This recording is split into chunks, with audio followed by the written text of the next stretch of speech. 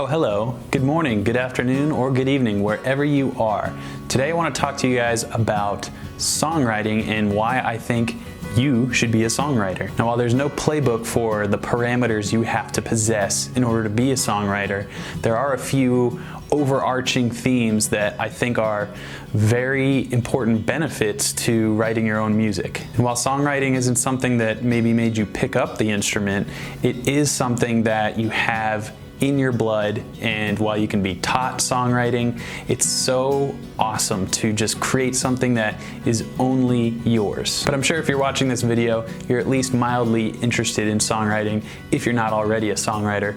But if you do write your own music, I think this will help emphasize and validate all the things that you may already do and maybe help you think about ways that you can improve your songwriting. So the first reason I think you should write your own songs is because it actually makes you better at playing guitar or playing whatever instrument it is that you play. I would imagine you play guitar, since I don't think many flautists are watching this video right now. The reason it'll make you better at your instrument is because when you write music, you're really conveying what you hear in your head onto the fretboard. So it's an ear training exercise. If you hear a melody in your head, you're going to try and figure out how to put it into the strings to make the noise that you hear come alive. So whether or not you know the theory behind what you're creating, it's improving your ear, which is the most important tool that any musician has. The next reason that songwriting is important is an extension of the first reason, which is it helps you find your voice on the instrument. And this could be anything from finding your perfect guitar tone, or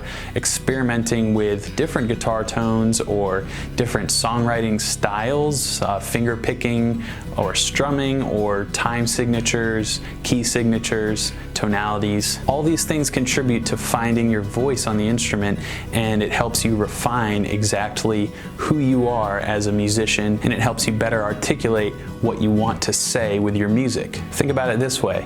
If you hear a Jimi Hendrix song, you hear tendencies that resonate across his different music from various albums. You can always tell that it's Jimi Hendrix. That is you hearing his voice on the guitar. The last point about why songwriting is important for me is because I think that is what music is all about, creating something that's your own. It should be fun. Just because you're not Paul McCartney doesn't mean your songs suck. Nothing you ever write is bad.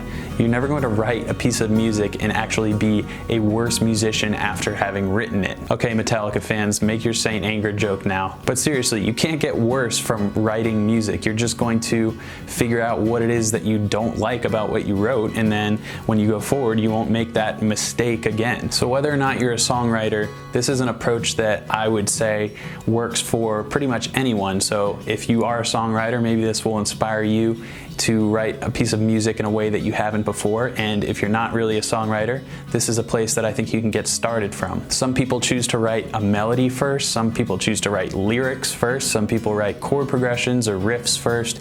It doesn't matter, choose one of those and just do something. So for me, I always like to come up with chord progressions that sound good to me, and then layer over top of that what I want to do with a lead, or if I write lyrics, that would be a melody that I could sing. And if you ever hit writer's block or something like that, you can definitely listen to some of your favorite guitar players or songwriters, and you can harvest from them what it is that you like about their songs. So for me, if I like a given chord progression of a song, I'm not going to copy the tempo and the time signature necessarily. Maybe I'll just take the chords and construct a new song around those chords. So if you hear like a Sweet Home Alabama,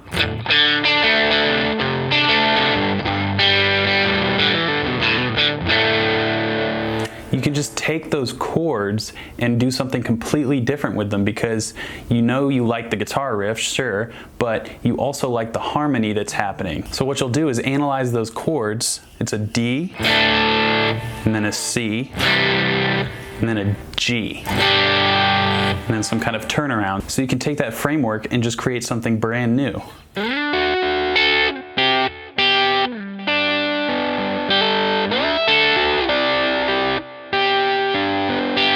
And if that still sounds too similar for you, you can mess with the tonality or the time signature.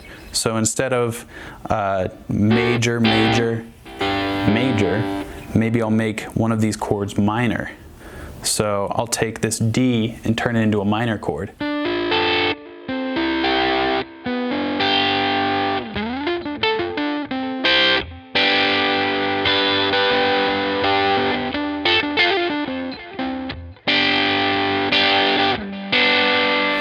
And if that still sounds too similar, you can displace where the chords happen so it's not dun, dun, dun. You can change where the emphasis is.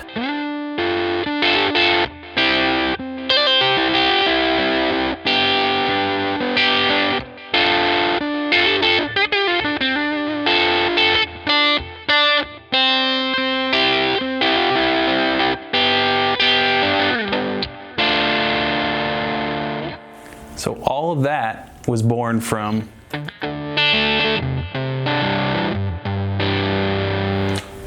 as you can see, there's a million different directions you can go with it, but I started with finding a song that I liked, plucking out what I liked about that song, and then creating something that was mine. Another approach you can take is to just find a chord that you really like and see how you're inspired by where that chord leads you. So I'll just play a really cool sounding chord here.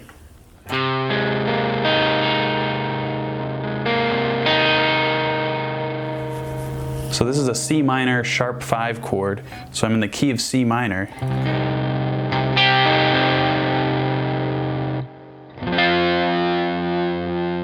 I'm just kind of finding what chord sounds good afterwards. So I like this, C minor to F minor. Now I'm going to find a way to maybe use some inspiration from that Sweet Home Alabama riff, which is kind of more lick-driven, outlining the chords than actually just playing the chords. So how can I get from F minor to C minor through a kind of riff-oriented fashion?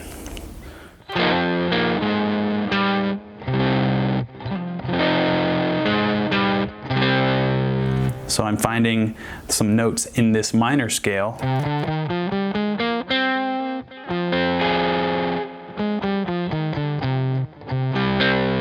Now I'm going to see if I can construct a little bridge to get from each chord.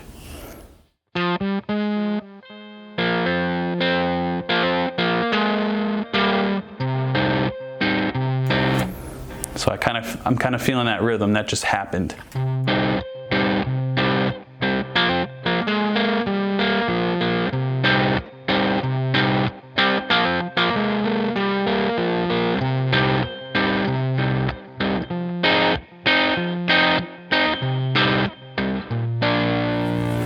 And there would be that third chord from the Sweet Home Alabama progression. I'm really just thinking of it in a 3-chord fashion because that's how Sweet Home Alabama was written, so I'm sticking to that for my inspiration. There's no right or wrong way to go about this, but that's my mindset right now.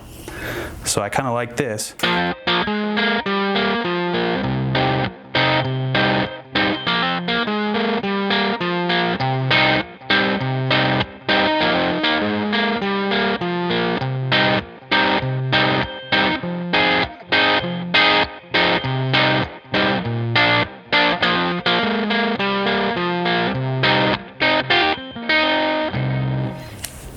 There we go. I just wrote something. So like I said at the beginning of this video, there's no right or wrong way to write a song. This is just a kind of a glimpse into my head, how I might go about writing a song on any given day. I don't always subscribe to this method of songwriting, but this is one that I think people can pick up on pretty easily if it's new to you or if you need some new inspiration. So that's it. I hope you guys enjoyed this video. I had a good time making it. I really like that little riff I came up with actually, so I'm glad that you got to see it come together. If you have any questions about songwriting or anything in general, just leave a comment here or contact me on Facebook. I love talking to you guys. So thanks again. Thank you for watching, and I'll talk to you tomorrow.